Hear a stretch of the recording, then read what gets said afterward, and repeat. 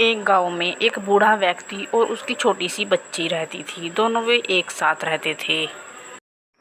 बेटा, मैं बाहर किसी काम से जा रहा हूँ। तुम यहीं पर रहना, कहीं बाहर मत जाना।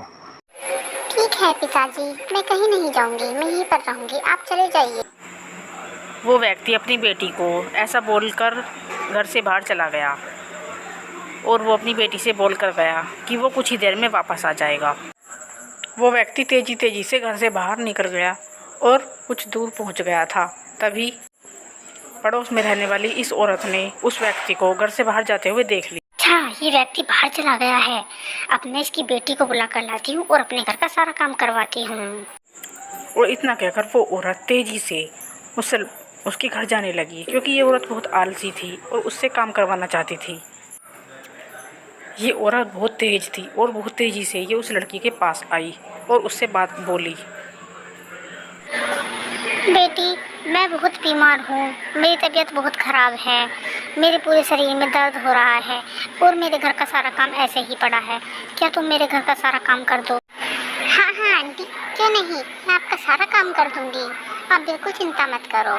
चलो, मैं आपका काम कर देती हूँ। और वो छोटी बच्ची को अपने साथ लेकर चल देती है। ये औरत बहुत तेज थी और बहुत कामचोर थी। इस बच्ची से सारा काम करवाती है। औरत छोटी बच्ची को अपने घर लेकर आ जाती है और उसको काम समझाने लगती है, कैसे कैसे उसको काम करना है। बेटी, पूरे घर में ऐसे ही पड़ा हुआ है, तुम पूरे घर की सफाई कर दो और हाँ, किचन की भी सफाई कर देना। हम खाना भी बनाया था मैंने, किचन भी ऐसे ही पड़ा हुआ है। ठीक है आंटी, मैं सारा काम कर देती हूँ। और तभी थोड़ी देर बाद उस औरत की पड़ोसन उसके पास आ जाती है और उससे सवाल जवाब करने लगती है। अरे अरे कमला, मैंने सुना है कि तुम बहुत बीमार हो रही हो, तुम्हारे पूरे शरीर में दर्द हो रहा है, तुमसे काम नहीं किया जाता? अरे नहीं नहीं, तुमसे किसने कहा, मैं तो बिल्कुल ठीक हूँ। मैं तो इस बच्ची से काम करवाने के लिए ऐसा बोल रही थी। अरे वाह, तुम तो बहुत चालाक हो, तुम तो उससे ऐसे सारा काम करवा लोगी। बहुत अच्छे, बहुत अच्छी बात है। अरे धीरे धीरे बोलो वरना वो सुन लेगी, वो यहीं पर है, काम कर रही है। ठीक है, मैं चलती हूँ, मुझे तो अपना काम खुद करना है। और ऐसा बोलकर उसकी पड़ोसन वहाँ से चली जाती है। पता नहीं आज क्या हुआ, अभी तक तो वो काम करने के लिए नहीं आई, पता नहीं क्या आएगी नहीं आज। मैं ही चलकर देख लेती हूँ क्यों नहीं आई।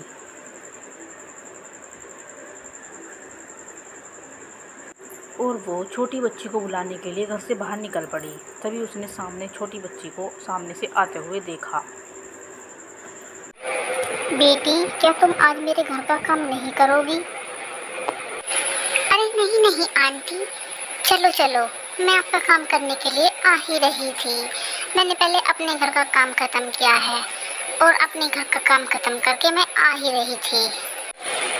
अरे बहन, तुम तो बहुत ठीक हो, तुम्हारे तो मजे आ रहे हैं, उससे काम करवा देती हो सारा, बीमारी का बहाना बनाकर।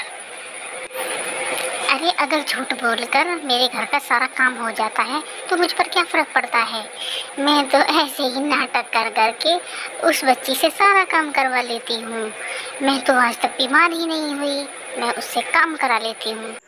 तभी वो व्यक्ति जिसकी वो बेटी काम करने आती थी उनकी सारी बात छुपकर सुन लेता है और जल्दी जल्दी घर की तरफ जाता है।